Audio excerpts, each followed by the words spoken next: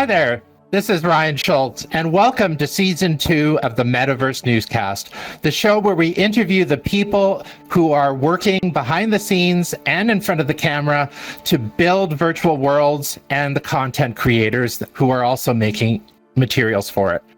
Today, our first episode of Season 2, I am interviewing two people who are behind the MetaMovie project, Jason Moore and Ultranique. I also wanted to let people know that I've upgraded my computer and I have knuckles controllers so I can move my fingers like this. And I also have a thing that I've added to my VR headset. It's called a Vive facial tracker. So you can see my lower half of my face move. So for example, I can smile. I can say vowels, A, E, I, O, U, and I can even stick up my tongue. So this is cool. And so in my new avatar in Neos, I will be conducting this interview. So Jason, Chris, can you introduce yourselves to the audience? Tell us who you are, and could you tell us, for those of us who may not be aware of the MetaMovie project, what is MetaMovie? Hey, Ryan, great to see you. I'm Jason Moore. I am a visual storyteller that focuses mostly in working in VR.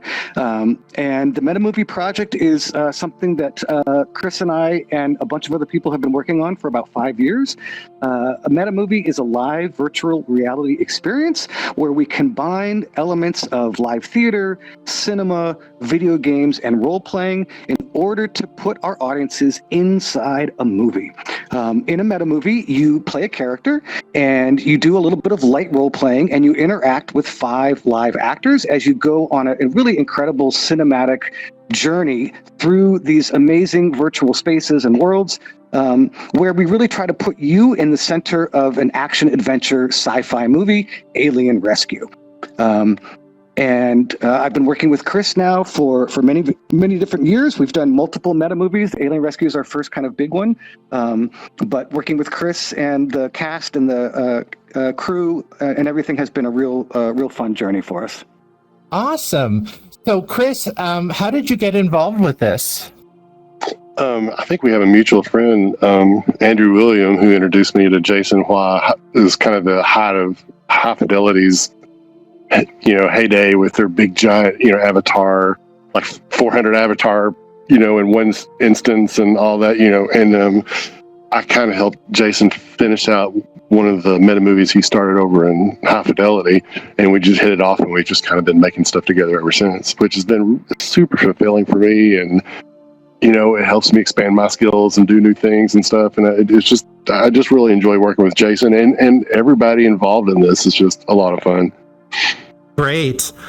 Back in 2019, as one of the episodes in Season 1 of the Metaverse Newscast, I interviewed you. At the time, you were actually doing MetaMovie on a different platform called High Fidelity, which was created by Philip Rosedale and his new company, also called High Fidelity. Can you kind of fill us in and tell us what's been happening over the last 3 years and how you landed up on Neos? So yeah, like Chris said, we were working in High Fidelity for a couple of years. I think from 2017 to 2019 is when we were in High Fidelity. And that was a really great, fun journey and a really special platform. But of course, as you know, and maybe your viewers know, High Fidelity did shut down. And when it did shut down, our project was actually just kind of getting some steam. We started figuring out what we were doing. So we needed to find a new metaverse platform to keep our project going.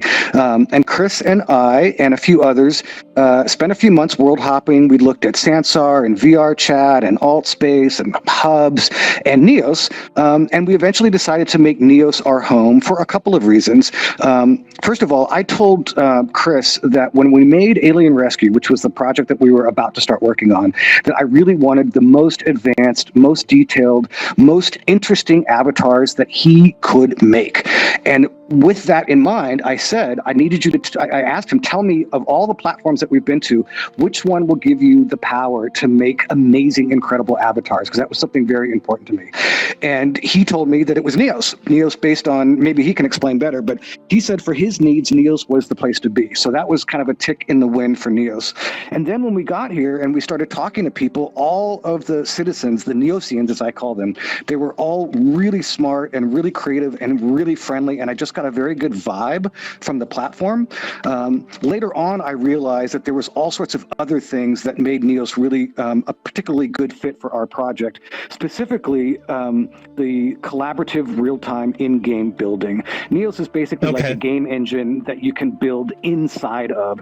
So the other platforms are great, but you have to build your work in Unity or Unreal, then you have to bake it, which means that it's all done. Then you can import it and you can look at it. And if you're a director like me and you want to make changes or suggestions, then you've got this long iteration process of having to just wait and see. But in Neos, we can make all those changes right on the fly. That means a couple of things. It's faster and more efficient, so things get done quicker, but it's also a lot more creative because you've got everybody in the room all talking about stuff at the same time versus one person at their desk on their own doing their own thing. So Neos has turned out to be a really great fit for Alien Rescue. I'm convinced that we could not have done Alien Rescue on any other platform.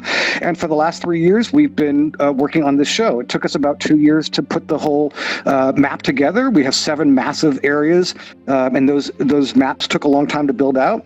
We had a lot of avatars to build. I've kind of lost track, but at least 7-10 avatars that we built from scratch. So that took about 1.5 or 2 years. And then, of course, we had to rehearse the actors, and that took another good 9 months to a year. So yeah, I wanted to ask you about that. Your casting process. How did you go about your casting process? I understand that your actors in Alien Rescue are actually physically located all around the globe. So could you talk a little bit about what you had to do in order to cast the actors for this? It's been difficult because there's not a lot of actors out there who have good acting experience, who understand improvisation, which is at the heart of what the MetaMovie requires. We have a lot of improvisation going. And I need people who are interested in VR, who have VR headsets, and who are also quite technically minded. Using VR, as you know, requires a fairly decent high level of technological understanding. You can't be afraid of stuff. You have to be able to dive in and kind of work on it. So I put a lot of casting calls out, and my first requirement was always, you need to meet me on the platform and at a certain time and date. And if you can get yourself there and show up there, that's like passing the first test. Because not everybody can do that. And a lot of great actors that I interviewed, they just couldn't figure out their tech. They didn't know how to make the gear work, or they couldn't understand the platform. And for me, that was an instant, well, we're not going to be able to work together because it's a highly technical thing. So all of the actors on Alien Rescue have a great experience as theater or film and television actors. They're also quite good at puppeteering, because when you're in an avatar, you kind of have to puppet it a little bit. And they're all very technically minded. So I'm very, very lucky to be working with this amazing cast. Did you equip them with 5 facial trackers like what I'm wearing so that their mouth would move in real time? Okay, that was cool.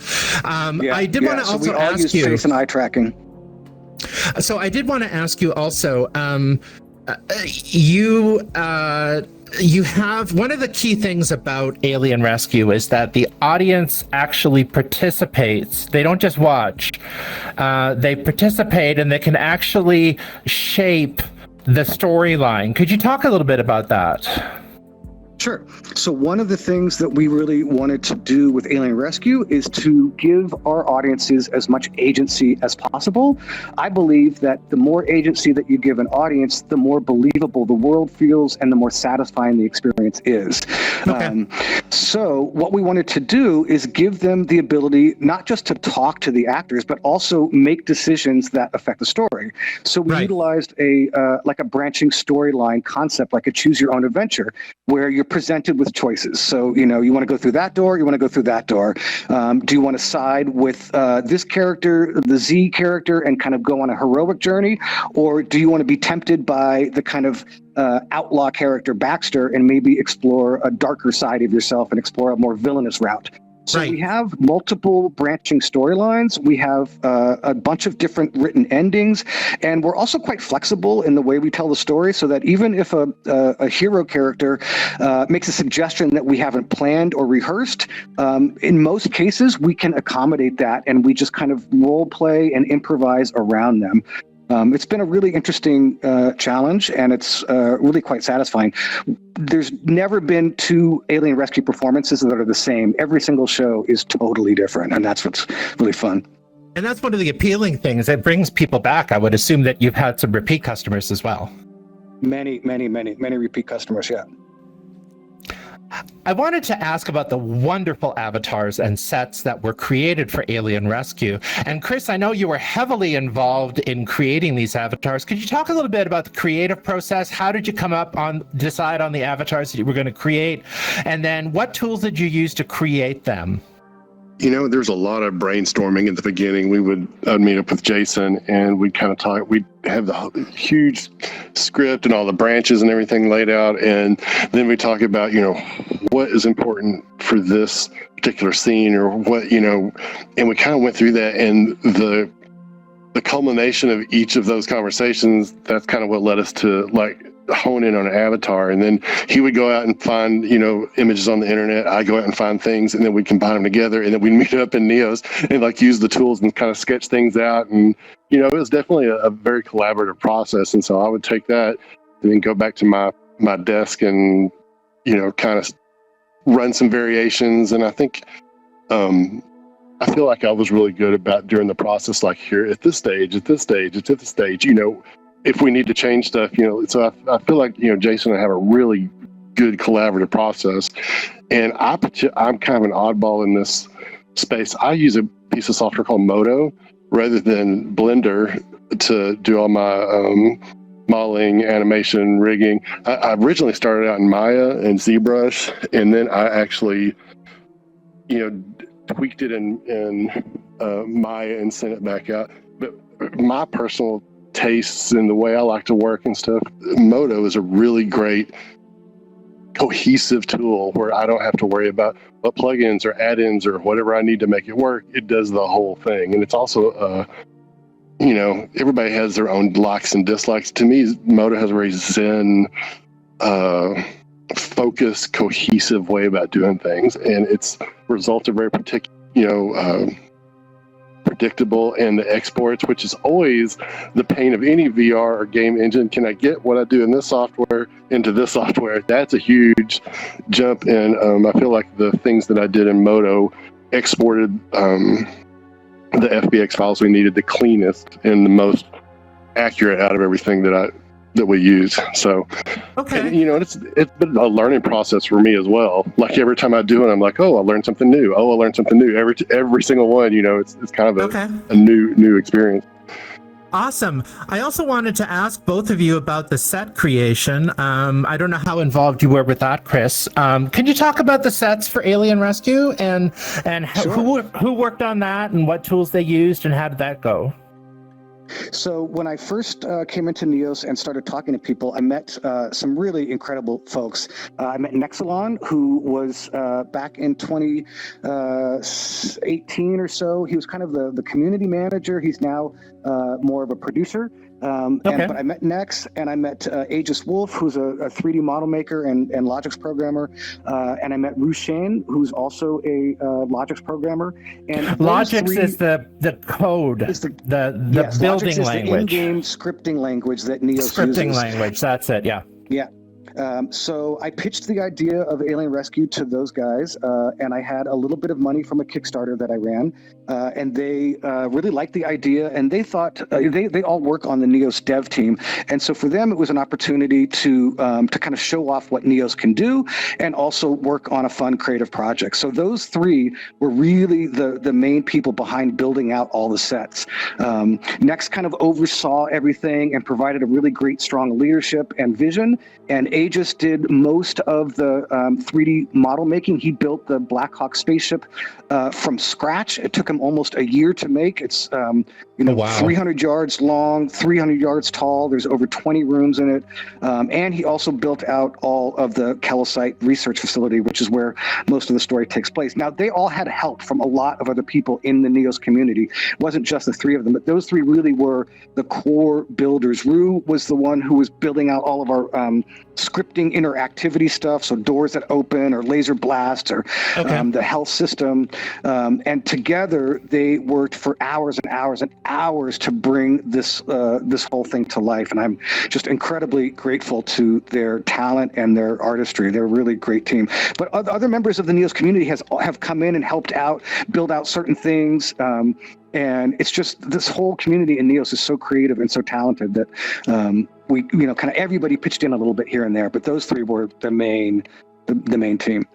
Oh, well, that's good to know. Thank you. I'm actually going to read my next question right off the tablet I'm holding here in my hands. Your latest production, which of course is Alien Rescue, received the Best Multiplayer Experience and an honorable mention for Best Immersive Game at the 2021 Raindance Immersive Awards. And that was held in VRChat. Now, how did it feel to win the awards? And what other highlights and milestones are uppermost in your memories of the Alien Rescue saga? Well, first question is, how did it feel to win? I think I was in the audience when you guys won the award and you all came up.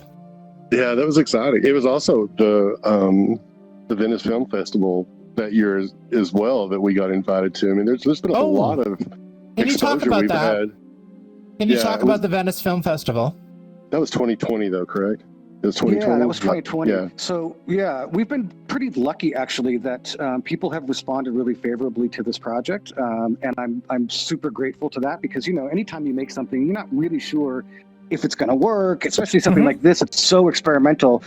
We didn't really know. We just were going on kind of faith and instinct. So in 2020, we were about halfway through the project. We were just still rehearsing. We didn't have the whole map built.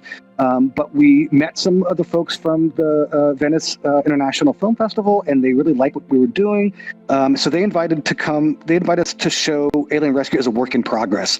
So we weren't really in competition with everybody else because we were just halfway done. But we were excited for that opportunity, and we did about 20 or so shows in 2020 at Venice. And that was great because we were still in the process of making everything. So the feedback that we got from all the people coming through helped inform what we were doing correctly and where we needed to tweak things. And we did.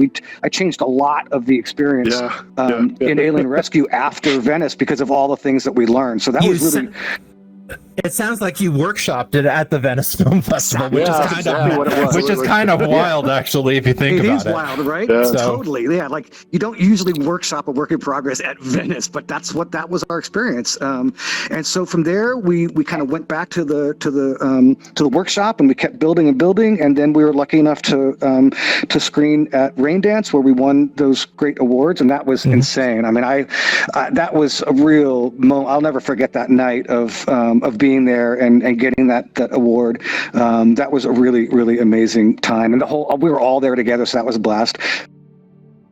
So the winner of the 2021 Raindance Best Multiplayer Experience is MetaMovie Project Alien Rescue.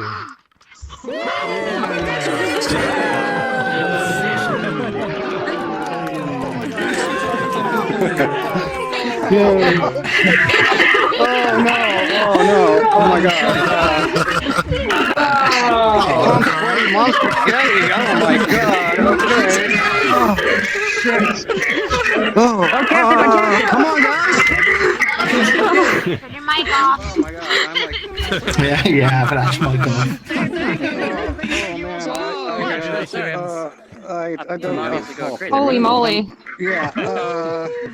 Wow. I'm shocked, actually. The work that we were in competition against was just so tremendous and so good. I would have absolutely been completely fine with losing to any of you guys. I'm honestly just kind of speechless. Thank you for the judges for acknowledging our work. Thank you for this incredible team who has been with me for years now, working our asses off with no money and just pure passion. This project has been the hardest thing that I've ever done. It's been the most rewarding thing I've ever done. I started this thing wondering if it might be possible to capture the same incredible magic electricity that we find in real life theatrical performances. Could that possibly translate over into VR? And I'm happy to say, after 4.5 or 5 years of really hard work, I think it absolutely is. In fact, sometimes I feel like it might even transcend the type of experiences we can have in real life. I mean, when we do our show, we've got people from all over the world on the cast and crew. Our audiences are from all over the world. I mean, where else can you do something like that other than in VR? Thank you everybody for allowing us to be in this incredible festival. And I'm honestly shook to the core that we actually won this thing. I'm blown away. So thank you. And most importantly, every single person on this team, man, thank you from the bottom of my heart. Thank you. Thank you. Thank you.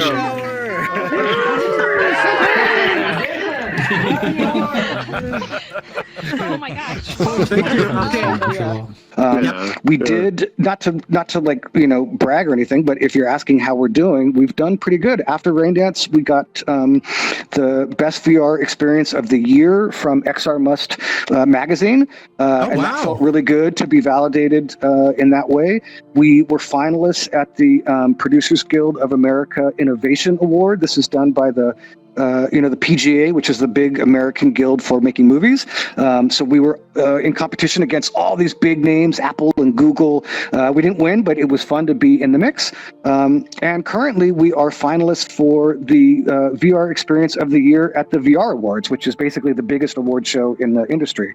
So we've been very lucky to get some nice recognition, and we don't take that lightly. We know it's a big deal, and we're really thankful for it. Well, that must be really gratifying. To follow up on that, I wanted to ask, what are some of the key obstacles or problems that you faced in getting this Alien Rescue show up and running? And how did you get around them?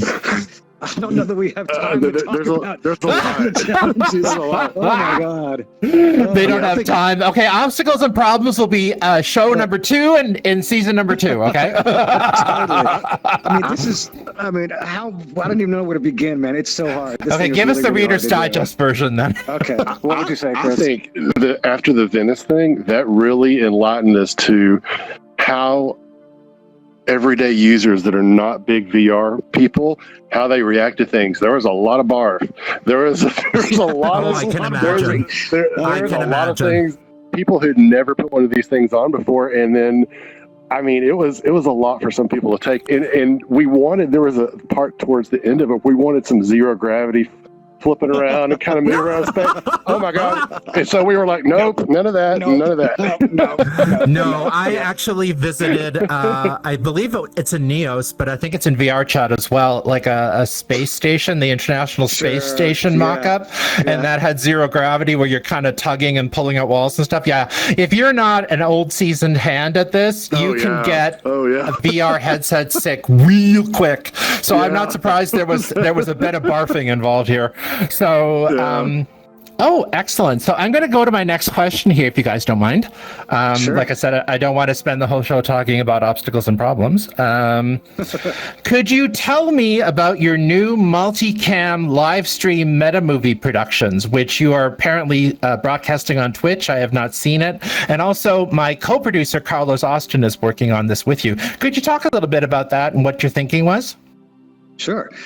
So I have about 20 years experience producing and directing in multicam television. It's just a passion of mine as a filmmaker. I like the liveness of live television. It's exciting when you're watching something like the Academy Awards or the Super Bowl, just knowing that you're watching something with millions of other people at the same time. There's a real great energy to it, just like there's a great energy to live performance like Alien Rescue. So ever since I started working in VR, I've had it in the back of my mind that wouldn't it be great to have a multicam tool that you could have, if you're familiar with what like a multicam studio or switcher looks like, it's a big room with a long table with 20 TV screens and a bunch of people shouting out, take camera 4, take camera 3. I wanted something like that in VR. And so once we got Alien Rescue up on its feet, I reached out to a bunch of different developers, and this was not an easy problem to solve. But finally, I found this incredibly brilliant Neos developer, Zizzle, and I said, other people have failed here, so I don't expect that you can figure this out, but this is what I want.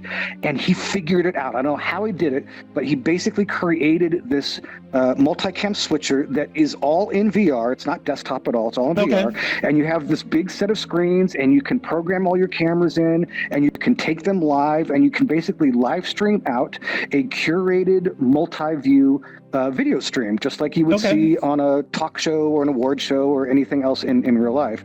And once we had that all built up and running, the thing that I really wanted it for was Alien Rescue, so that we could stream the show out to Twitch and not just show a POV shot or an over-the-shoulder shot like most gaming streams are. I wanted something much more cinematic. And so I've known Carlos Austin, the amazing VR director in videography, for as long as I've known you guys, since the early days of High Fidelity. And I knew when I was developing this system that I wanted him to be the director. And so once it was built, I reached out to him and I begged him to please get involved. And he graciously said he would. And we must have spent 3 or 4 months together working with this thing because it's so complicated. The list that we have to do, that Carlos has to do just to get ready, is literally like 25 steps long, 2 pages long. There's just a lot of stuff going on behind the scenes to get something like this to work. It sounds like a really powerful tool. Yeah, that's wonderful. I wish a lot of the other social VR platforms had built-in tools that were as capable as what this sounds like. Well, that's the thing about Neos, is that, there's the saying in Neos is that anything is possible, and I truly believe that. So working with Carlos, we've been now live streaming our Twitch streams, and we're even working on giving our Twitch viewers the ability to type in commands into the chat window that trigger live actions in the Alien Rescue map during the show, so the audiences who are watching on Twitch kind of feel like they're going on the mission with everybody else. They can trigger like creature sounds and explosions and kind of mess with the cast and mess with the heroes. So this is all very new for us. We're still learning, but it's been a blast, and I have to give a massive shout out to Carlos Austin, because he is the real main driver here, and without him, none of this would be happening. So thank you. I just want to say that Carlos is one of the camera operators for this show, and I want to thank him from the bottom of my heart for being the technical. Really, he's basically my co-producer, the guy who puts the video together, and I could not do this without him. Thank you, Carlos. Also, a shout out to Victor, who is working with Carlos today to do second camera shots. And seriously, I could not do the Metaverse project without the people behind the scenes. Thank you so much. Okay, 2 more questions. What are your plans for the future, and are you already working on your next production? So I think, it's tricky, to be honest. We're still learning so much running Alien Rescue. So I don't have any plans on stopping performance for Alien Rescue, because every time we run a show, we learn something new. So I feel like I'm still kind of in the middle of this run. We're constantly adding and tweaking stuff. So currently, we've just started doing 2 hero shows, and I'm about to start experimenting with the 4 hero show. So there's a long list of experiments and things that I want to test out with the current setup that we've got. That said, I'm definitely already thinking of my next couple of MetaMovies. I've got 2 ideas that I'm really excited about. I'm kind of developing them with our screenwriter.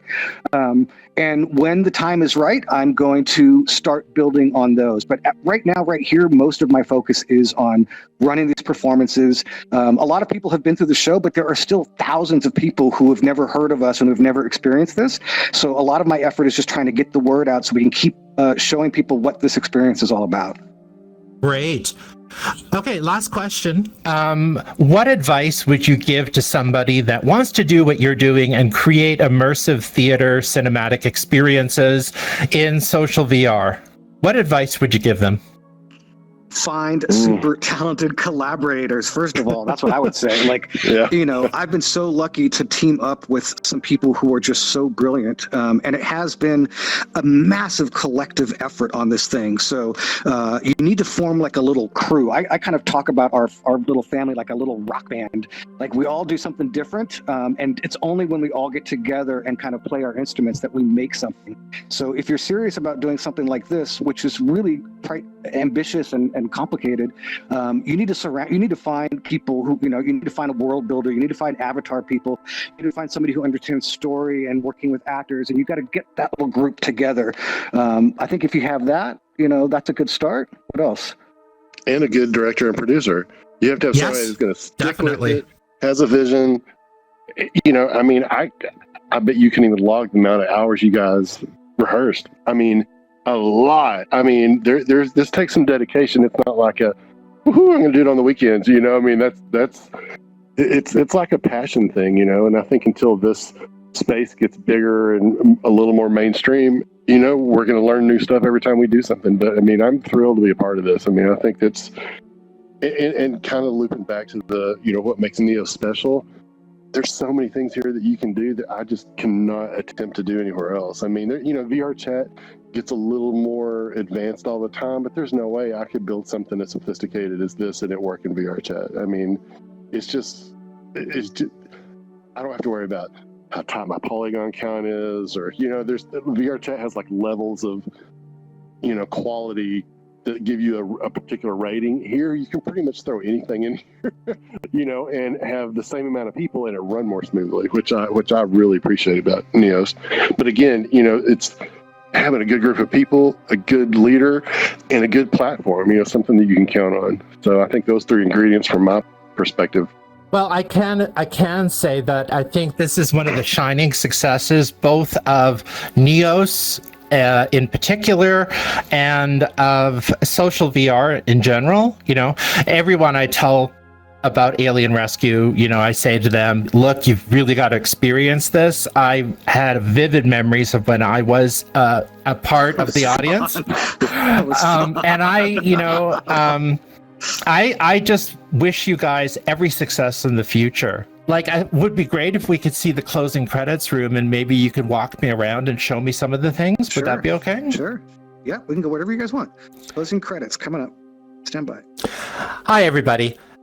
We started off and did most of the interview in the lobby of the Alien Rescue show, but here we are in another location. This is the wonderful circular credits lounge. Instead of having just credits scroll across the screen, they are displayed on the walls of this wonderful circular lounge where everyone lands up at the end of the show to decompress and to congratulate the actors.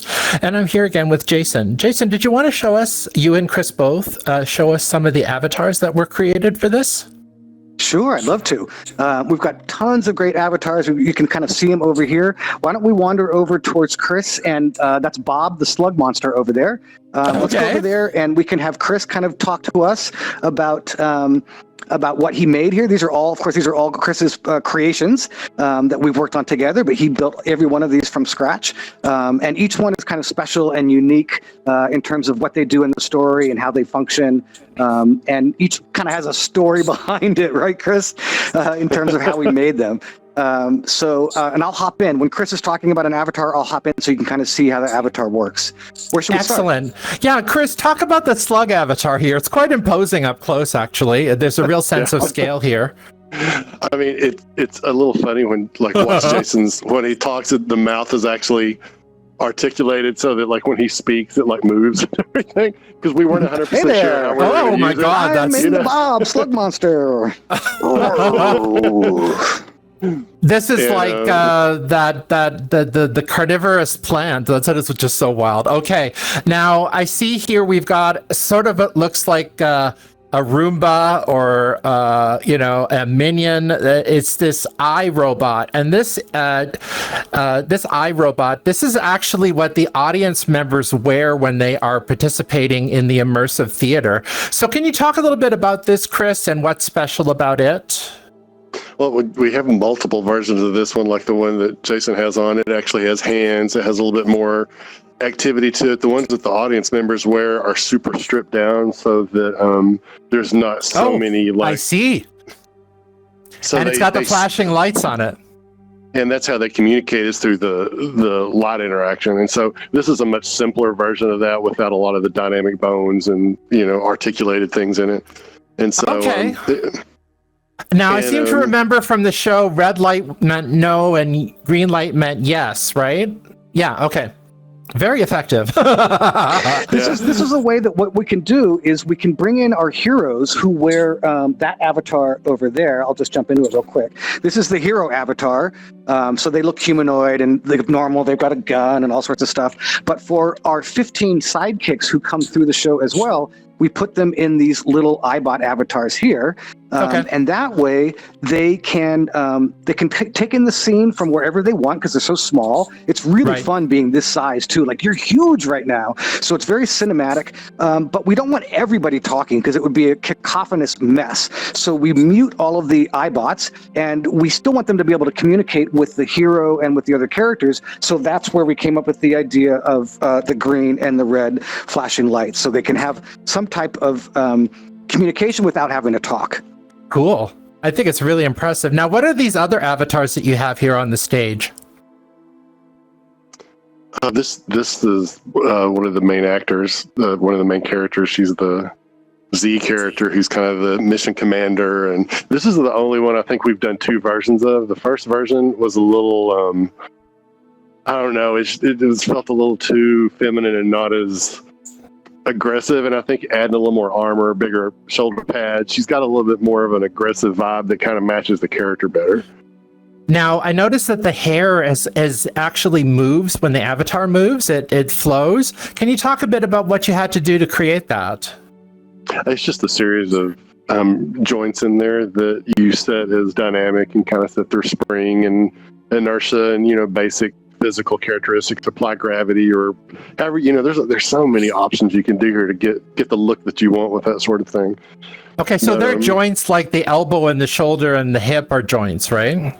Yeah, if you were to look at look at the actual model and the armature that's involved in there, there's like a thing that goes down the middle of the hair. There's probably like 5, chains that come out of the center that connect to the head, so they kind of follow the head and everything.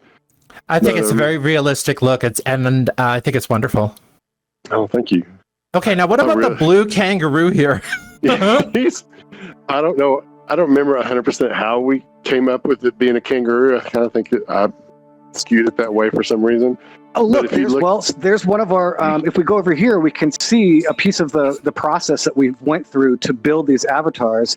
So whenever Chris and I would get together, we would start with a panel of visual references based on what the writer Chris and Santa wrote about the character, what their personality was like, what Chris and Santa's first ideas about how the character might look. Chris was very flexible as the writer in giving us a lot of freedom to interpret. So we started off with a couple of things.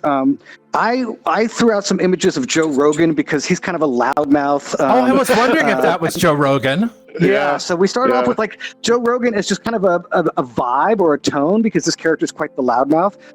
And we knew we wanted him to be quite alien. And so we just kept looking around. And for some reason, the kangaroo thing really stuck with both Chris and I. We love this idea of this kind of buffed out kangaroo because it's just so interesting. And so these were some of Chris's early thumbnail sketches, and he would send these over to me and I would give him feedback. And so we try to be careful about one thing that we've learned, one thing that I had to learn was when do I need to stop giving feedback? Because the process of building one of these avatars is really complex. And once you hit a certain level or a certain a point in the process, it's really not effective to give notes that require going all the way back to the beginning. So Chris and I really figured out our process for like, all right, sign off on color, sign off on form, sign off on skin here, but you can wait to sign off on like eyes or hair, in 2 steps from now. So this represents kind of the earliest stages of him just working out what that form was going to look like.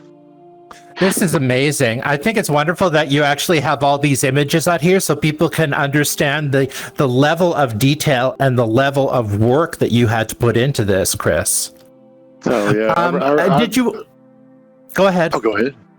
Yeah, I really try to get, I came up with like I use Adobe Illustrator to sketch it all out and get it, so that we can all have something to agree on, and then I'll take that and do like 3 different views of it, so I have something to model against that that we approved. And sometimes it veers off in another direction, or like the big worm thing. If you look behind you, the white one that's kind of like a mesh view of that, it originally had eyes in the hands and no tentacles, so that was a major change. So it was You're right. Yeah.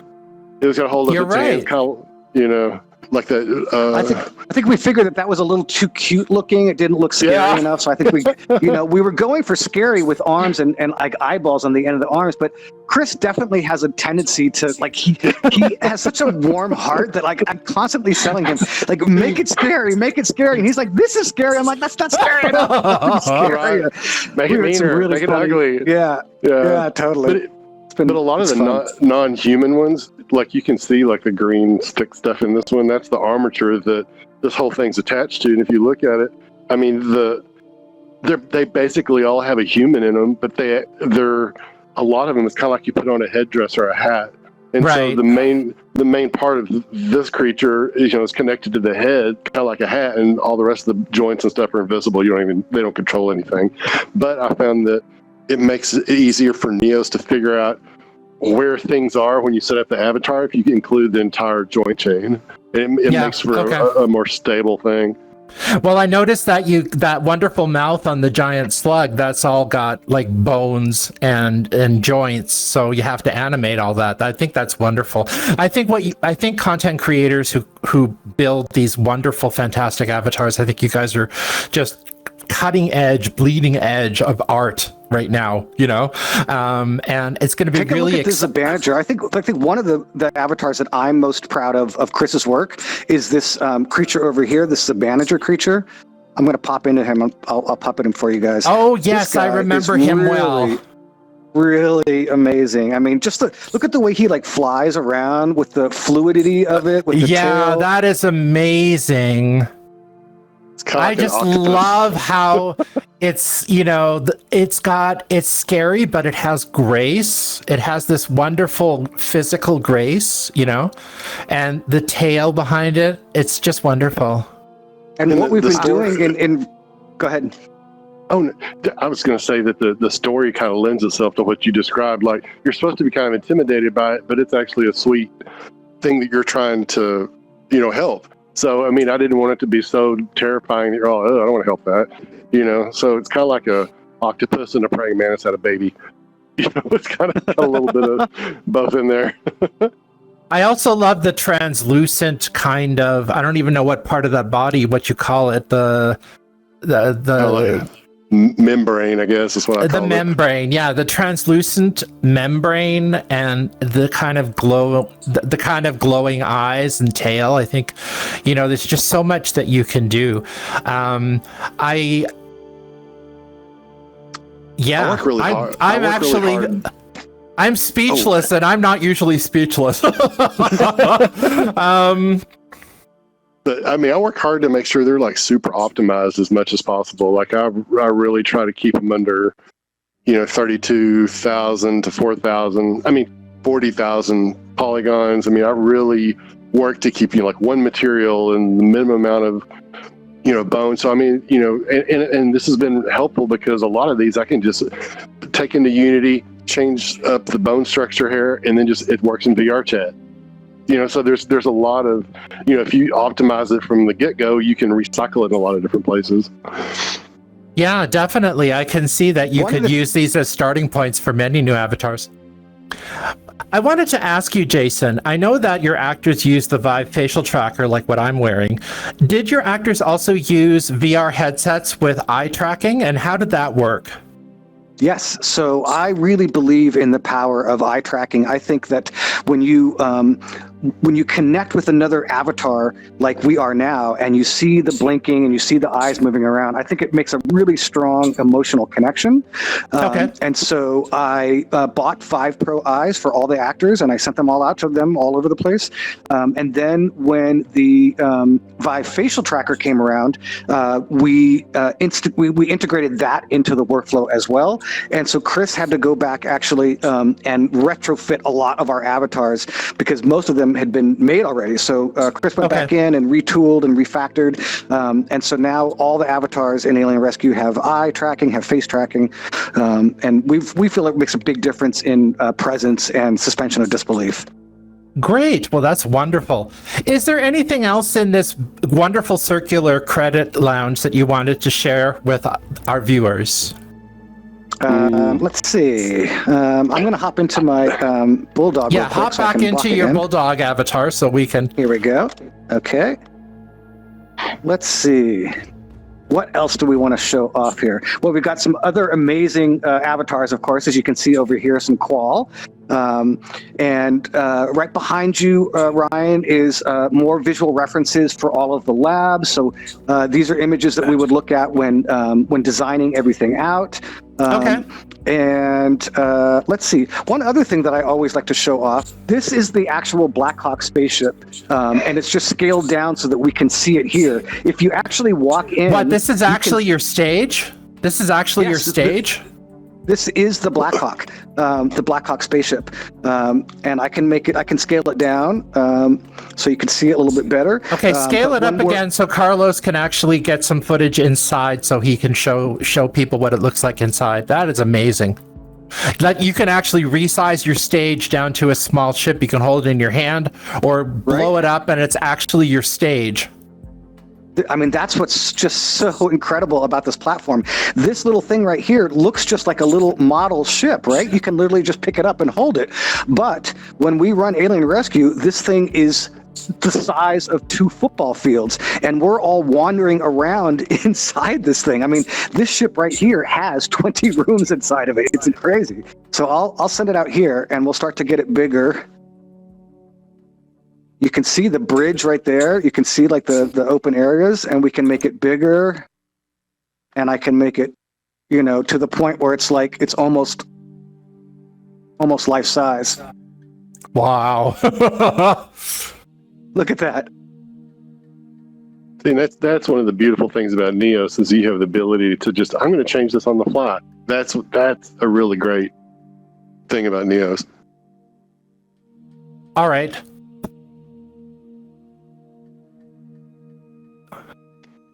Just put that right there. Is there anything else about Neos and about Alien Rescue and about MetaMovie that you would like people to know that I haven't talked about yet or haven't asked you?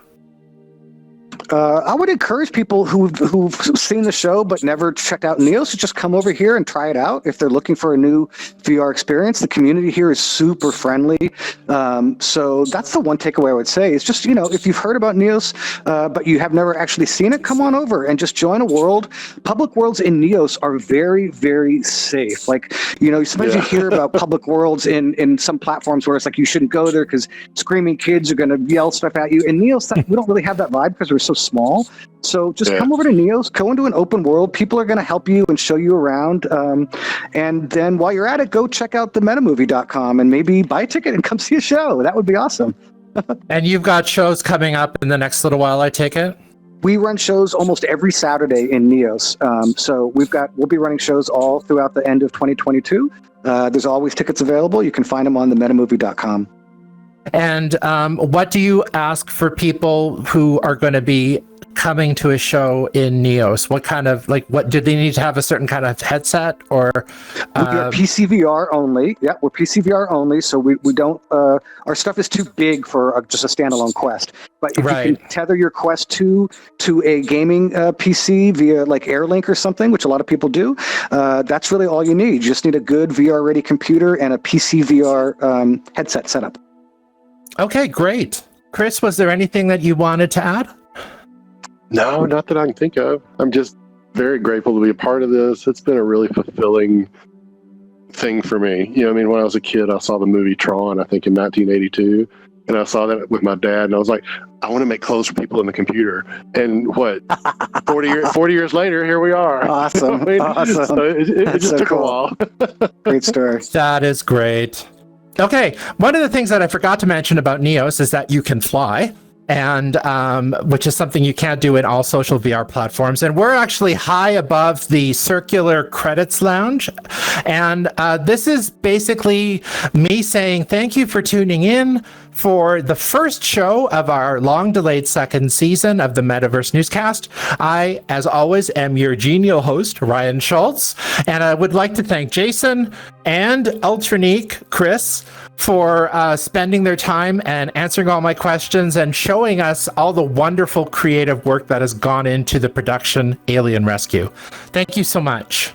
Thanks, Ryan. That was a blast. Thank you for Yeah. having us. And we'll see you for episode 2. Talk to you later. Bye-bye.